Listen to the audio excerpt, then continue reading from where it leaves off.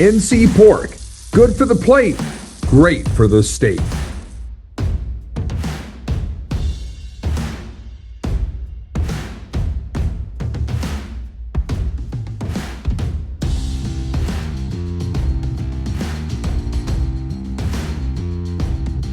Let's shift now to this past Saturday night in Tallahassee. Man, it had been over 400 days since the Seminoles had won an ACC game, and lo and behold, the upstart 5-2 Demon Deacons, a first-year head coach Jake Dickert, are coming into Tallahassee and Doak Campbell Stadium, and this one was not a game at all. Boy, Mike Norvell, he must have been mad all week, and I think that just absolute attitude transferred over to the Seminoles players. This was a 42-7 defeat. Florida State exploded for 14 points in each of the second, third, and fourth quarters. So after a scoreless first, boy, they got it going on. That last 45 minutes was all FSU. And for the former Garnet and Gold national champion assistant coach Tim Brewster, man, what did you see that is a positive for Mike Norvell to build on with this Seminoles team?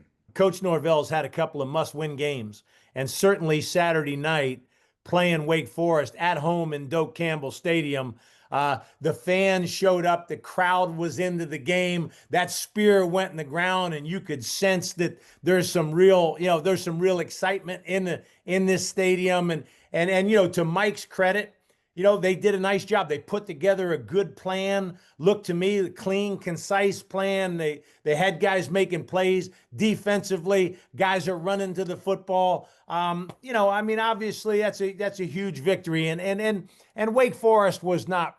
They weren't ready for that moment, for that environment in Doak Campbell Stadium. The excitement of it, the way the Seminole Nation gets going on a Saturday night. And so just great win from top to bottom, outstanding three-phase victory by the Noles. And now, hey, listen, they got to line up and they got to go do it again next week. For Wake Forest, this is a disappointing loss, but something that they can build on, obviously, down the stretch here in the 2025 season. What do you think the biggest impediment will be for Wake Forest as they go down the stretch? The way that you approach the players mentally is so critical. It's you have to be very careful in coaching. Sometimes you have to be aware that when you lose, you got to approach them a little bit differently. It's much easier to chew their ass out after a win than it is after a big loss. So how the Wake staff handles that loss and the approach to the rest of the season will be critical to how they grow and how they develop mentally. But I will make this statement about that game. If you remember a couple of weeks ago, the media and all the people out there were being critical of Mike Norvell, saying that he had lost this team, that the players were making fun of his post-game speeches. And now this week we come back and we see as they're winning the game that they're hugging him. They're all on the sidelines. It's all support and everything. It's amazing how much difference winning causes the mental approach of the players, the coaches, everybody. Losing is a bitch. Winning heals a lot of things out there right now. So for Wake Forest, they got to get over the illness of losing. For Florida State, they've got to grow off of a big win and see where they can take this. This is a team that lost by only 1 point to Georgia Tech in the last week of September.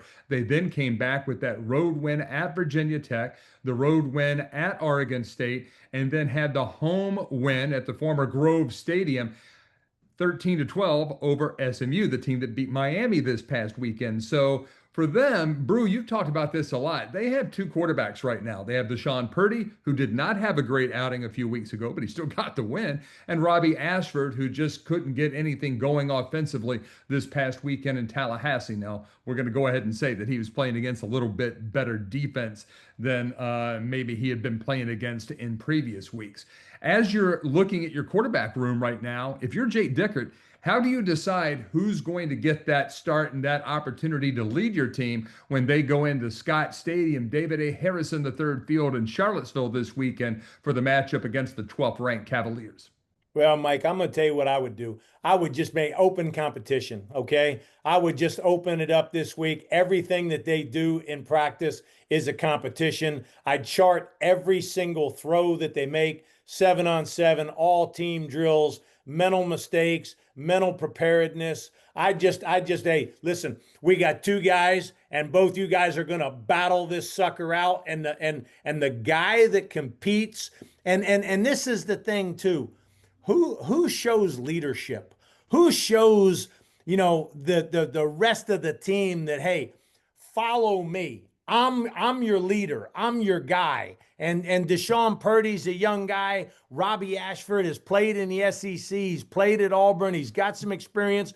But you know what, guys? You got to do it in the game. You got to do it on the field. You got to produce. You got to be productive. You got to eliminate mental mistakes and errors. And so that's the way I would do it. And I would make sure the team knew, hey, listen, guys, right now we don't have a starting quarterback.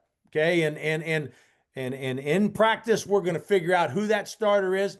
And then once we name a starter going into the game, then, hey, we're going to get behind him. We're going to support the heck out of him, and we're going to help him win.